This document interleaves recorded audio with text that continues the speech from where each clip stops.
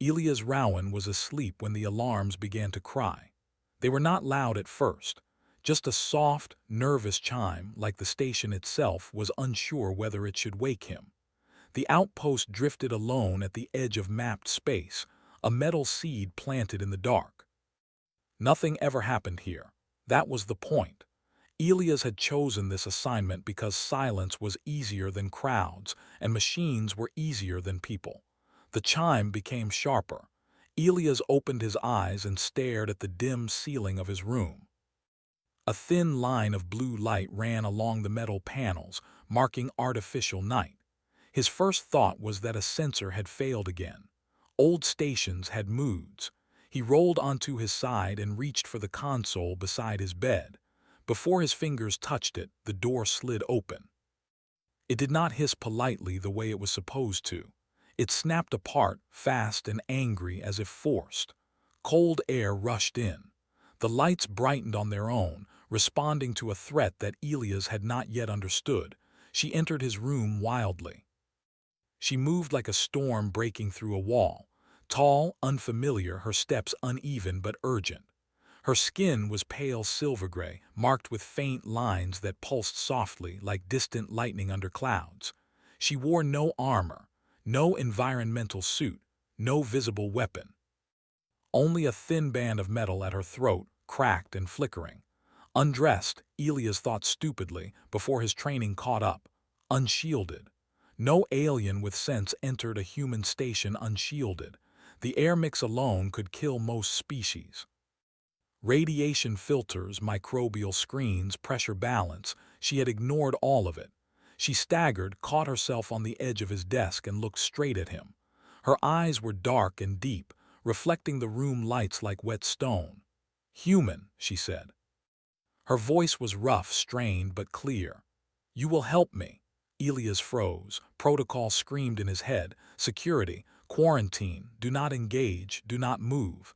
Do not, she stepped closer. Every alarm in the room began to wail at once. "I don't even know who you are," Elias said, forcing his voice to stay calm. He slowly stood, hands visible. "You shouldn't be here, you're not safe." She laughed once, a short broken sound. "Safe," she repeated. "My world is dust. Safety is already gone." She reached up and tore the cracked metal band from her throat. It hit the floor and sparked, then went dark. The pulsing lines on her skin dimmed, then steadied. "I removed my rank," she said. "My protection, my authority." Elias stared at the band, then at her. "You did what?" She took another step, close enough now that he could see the fine tremble running through her hands. "I came without shields," she said. "Without guards, without lies." The station's internal defenses hummed, waiting for his command. One word and security drones would flood the room. She would be contained, studied, or expelled into space. That was the safe choice, but she had walked into his room like someone who had run out of time. "My people are dying," she said. "Our oceans are leaving us. The sky drinks them away, the ground cracks. We have tried everything we know." Elias swallowed. He was not a diplomat, he was not a hero. He fixed systems that other people forgot existed. Cooling loops, gravity stabilizers, water recycling networks, boring things. "You came to the wrong person," he said. "No," she replied. "I came to the only kind who might help." She looked around the small room at the cluttered tools, the open data pads, the half-disassembled pump on the table. "You make dead places live," she said. "You make dry places flow." Elias shook his head. "I repair systems, that's all." Her eyes hardened. "I order you," she said. "Make my world wet again." The words landed heavy in the air. For a moment, Elias felt anger rise. Who was she to break into his room, ignore every rule, and command him like a machine? Then he saw the cracks along her skin grow brighter. She was burning herself just by standing here. "You're going to collapse," he said. "Soon," she agreed. Against his better judgment, Elias moved. He guided her to the chair near the wall and helped her sit. Her body felt warmer than it should, like metal overheated from stress. The station alarm softened, confused by his lack of response. "Tell me," Elias said quietly. Slowly. She took a breath that seemed to hurt. My species mastered stars before yours discovered engines, she said. We shape planets, we move moons, we believed ourselves complete. Her fingers curled tightly around the armrest. But our home orbits a changing sun. Its cycles shifted. Radiation increased. Evaporation accelerated. Our seas began to thin. Climate collapse, Elias murmured. She nodded. We built shields, sky mirrors, energy nets. We slowed it, but every solution depended on balance, precision, control. And something broke, Elias said. Yes, her voice dropped. Reality does not care for elegance. Elias felt a familiar spark stir inside him, the same feeling he had when a perfect system failed because of one stupid overlooked detail. What do you need? He asked. She looked at him, really looked at him as if measuring something invisible. You do not ask for tribute, she said slowly, or treaties. I can't promise anything, Elias replied, but I can listen. The silence that followed felt different, less like a threat, more like a door opening. She spoke for a long time, about seas retreating kilometer by kilometer, about storms that no longer reached land, about cities built around water that now stood empty, about children who had never seen rain. Elias listened. His mind worked without him asking it to. Models formed. Old human projects surfaced. Failed terraforming attempts. Desperate solutions made for planets no one cared about. Humans were bad at perfection. They were very good at survival. You said your science depends on balance, Elias said at last. Yes. What if balance isn't the answer? He asked. What if you need force? She frowned. Force destroys. Sometimes, Elias said. Sometimes it jump-starts. He walked to his console and pulled up star maps, gravitational charts, water cycle simulations. The alien leaned forward despite her weakness, watching with intense focus. These are human methods, she said uncertainly. They're ugly, Elias agreed. They waste energy. They bend rules. He pointed to a cluster of icy bodies near her system's outer edge. We once dragged comets to dead worlds, he said. Crude, dangerous. People said it was madness. And did it work? She asked. Sometimes, he said. Enough times to matter. Her breathing quickened. You would risk fracturing our orbit, she said. Yes. You would flood regions uncontrollably. Yes. You would change us forever. Elias met her gaze. You're already changing, he said, or you wouldn't be here. The station lights flickered as a long-range signal burst arrived. Elias ignored it. He knew what it would be, authorities demanding explanations, ordering him to stand down. The alien reached out and gripped his wrist. Her touch was firm, desperate. If you fail, she said, my people end. Elias closed his eyes for a moment, then he nodded. I'll try, he said, but you don't get to order me. She released his hand. What do I do then? She asked. You trust me, Elias replied, like you already did. For the first time since she entered his room, her shoulders relaxed. Outside the station, the stars burned quietly, unaware that something small and human had just agreed to challenge them. Far away, a dying world waited for rain. Elias did not sleep after that. The alien remained seated in his room, breathing slowly, conserving strength. The station adjusted the air without being told, thinning certain elements, thickening others, trying to keep her alive. Machines were good at that. They did not care who deserved help. Elias worked. He pulled up every old human file he could access. Terraforming disasters. Emergency water recovery plans. Military logistics once designed to supply armies on dry moons. Most of it had been labeled inefficient, dangerous, or politically unacceptable. Perfect. He spoke aloud as he worked, partly for clarity, partly so the silence would not crush him. Your world, he said, what's the mass? Gravity, she answered without hesitation. Numbers flowed easily from her, even while her body weakened. She was trained for command, for memory, for pressure. He entered the data. Atmosphere density, she paused. Variable, we engineered it to remain stable. That's going to be a problem, Elias said. Stability resists change. She watched the simulations form, rough shapes. Blunt arrows. Human math was not elegant. It shoved reality until reality gave up. This would never pass our councils, she said quietly. That's why it might work, Elias replied. Another signal burst arrived. This one cut through his filters. The station voice spoke, calm and firm. Engineer Rowan, this is Colonial Command. You are ordered to explain the presence of a foreign entity aboard your station. Elias muted it. The alien's eyes widened. You risk punishment. I know, he said. Sit tight. He sent one short message back. Not to command, but to a logistics AI that owed him a favor. Request, redirect decommissioned mass haulers. Priority, extreme. He did not wait for approval. Time passed strangely. The alien's breathing grew shallow. Elias injected stabilizers into her arm, watching the monitors carefully. You should not do this, she said at one point. Your people gain little, he snorted.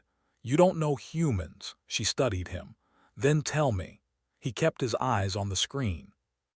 We grew up breaking things, he said, then fixing them, then breaking them again better. That sounds exhausting. It is, Elias agreed. But it means we don't panic when systems fail. We assume they will. Outside, a massive shadow crossed the station viewport. One of the old haulers slid into position, scarred and slow. The alien stared. You move such mass so casually, she whispered. Casually is generous, Elias said. It's mostly luck and stubbornness. More ships followed, ugly things, human-built. Engines whining, hulls patched, crews confused but compliant. Elias opened a channel to them. Change of orders, he said. You're carrying ice again. A pause, then laughter.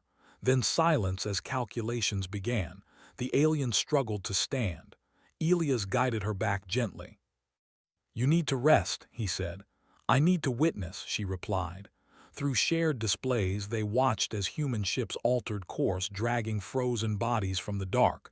Not carefully, not symmetrically, just enough. You will destabilize orbits, she said. Yes. You may trigger quakes. Yes. You may drown cities, Elias nodded. We'll warn them, she closed her eyes. We forgot how to accept damage. Hours turned into days. Galactic authorities arrived in force. Messages piled up. Threats followed. Elias ignored them all. Then the first ice broke atmosphere. On the aliens' world, clouds thickened, not the gentle kind, the violent kind. Pressure systems collided, wind screamed, rain fell, not evenly, not kindly, but it fell. Sensors showed rivers forming where none had existed for generations. Seas swelling, deserts cracking open. The alien began to cry, silent, shaking tears that left bright trails along her skin. You did it, she said. No, Elias corrected softly. We started it. Now your world has to finish the job. Warnings screamed across the galactic net. Sanctions were declared. Elias was ordered to surrender his station. He leaned back in his chair, exhausted. Worth it? He asked her. She looked at the data, at the storms raging over her home. Yes, she said without hesitation. She stood steadier now, stronger. My people will remember this, she said, and so will others. Elias looked out at the stars. Good, he said, because we're not done fixing things. Far away, thunder rolled across a world that had forgotten its sound. The storms did not stop. They grew. Elias watched the data stream scroll across his screens as if the universe itself had become restless. Pressure fronts collided over the alien world. Oceans pushed outward, reclaiming old shorelines and breaking new ones. Ice melted faster than projections had predicted, feeding the skies with endless vapor. The galaxy noticed. At first, the response was quiet, questions wrapped in polite language, requests for explanation. Invitations to testify before councils that had never once invited a human engineer before. Then the tone changed. Warnings arrived next. Orders, demands to cease operations immediately. The action Elias had taken was labeled reckless, destabilizing, and illegal under a dozen interstellar agreements written long before humanity had been considered important enough to include. Elias ignored them all. The alien envoy, no longer wearing rank, no longer hiding behind authority, stood beside him, watching her world struggle back to life.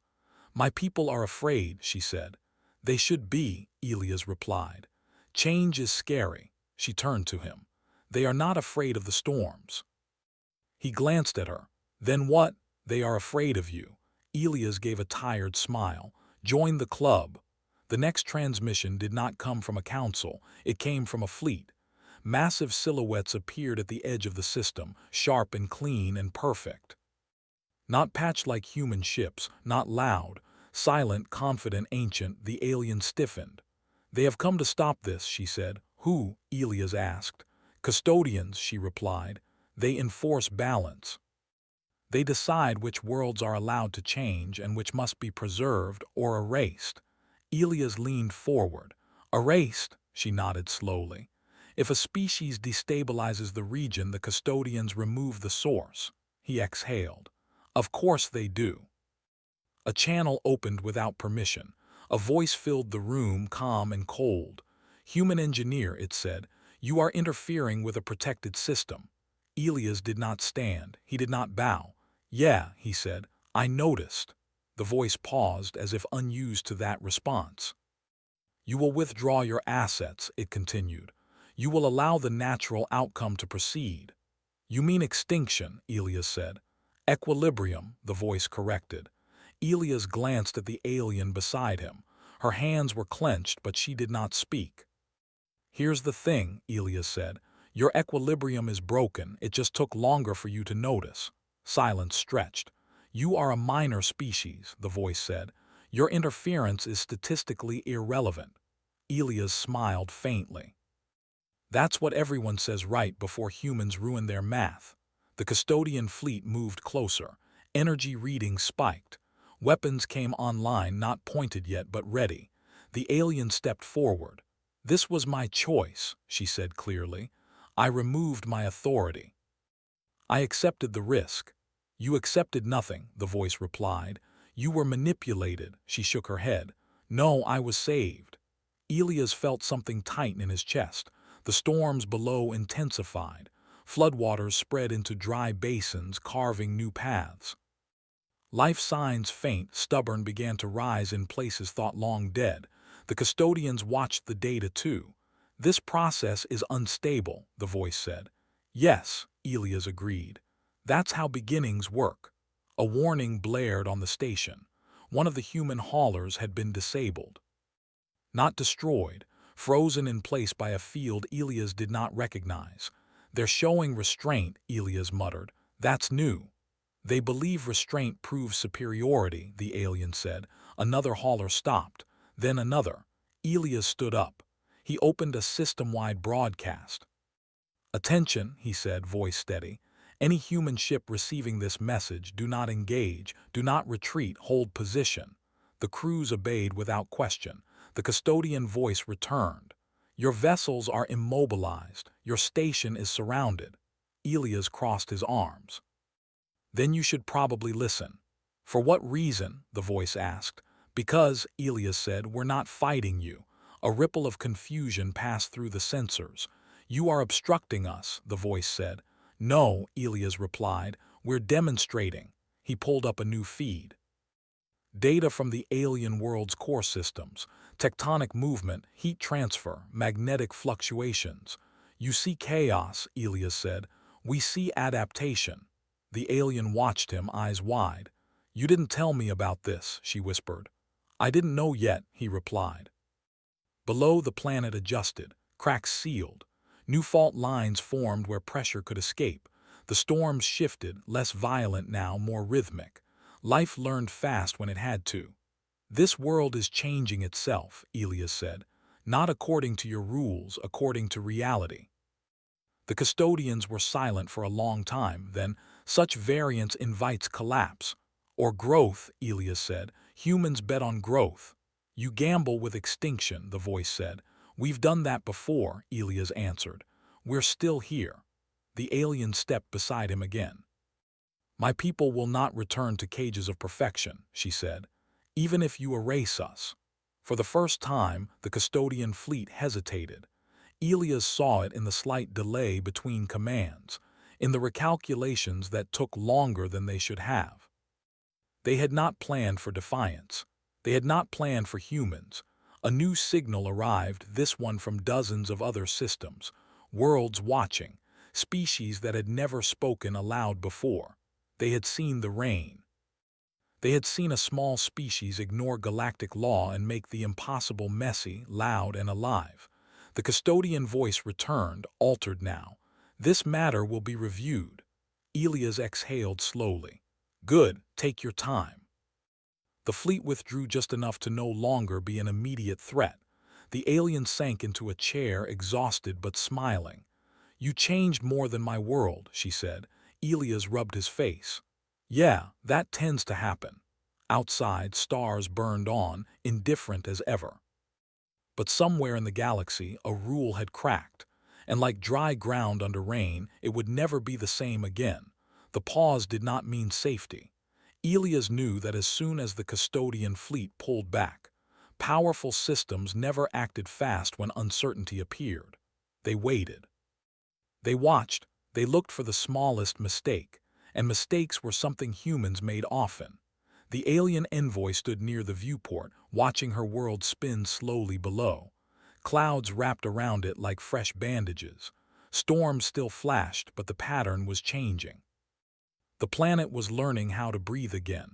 They will not leave, she said. No, Elias agreed. They'll decide, for us. For everyone, Elias said. Messages flooded the station from across human space. Some were angry, some were afraid, some were quietly proud. Elias read none of them. Instead, he focused on the planet. Human haulers still held position, frozen in custodian fields. Their crews waited without panic. Humans were good at waiting. They had learned patience the hard way, on long voyages between cold stars. The alien turned toward Elias. My people are divided, she said.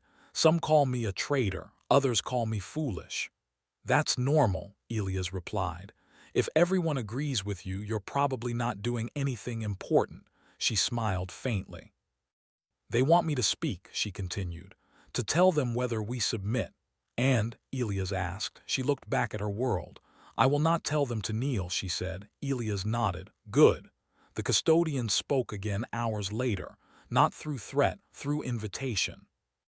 They requested a conference, neutral space, no weapons, observers only.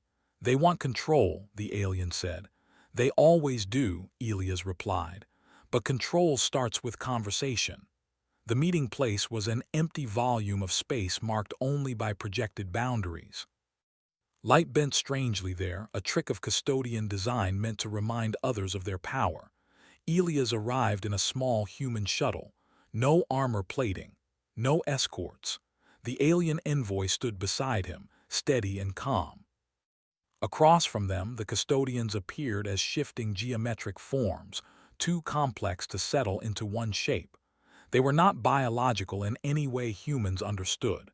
They were systems given will. You have forced instability into a stable region, the custodian said. You call it stable, Elias replied. We call it fragile. You risk chain collapse. So did you, Elias said. You just delayed it. The custodians projected simulations. Countless futures, many ended in disaster, some ended in survival, a few ended in something new. You choose the narrowest path, they said. That's our specialty, Elias replied. The alien stepped forward. My people accept responsibility, she said, for the damage, for the risk, for the change. Responsibility does not equal permission, the custodians replied.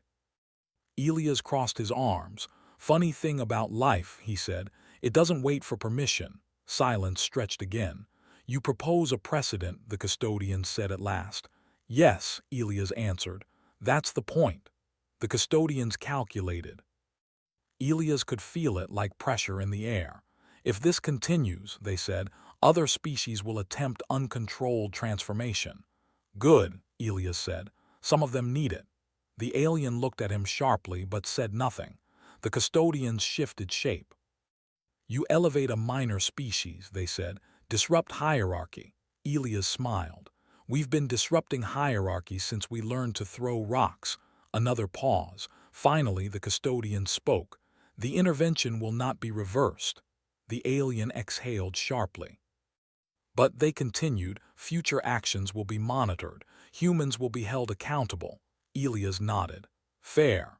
The custodians dissolved into light and vanished.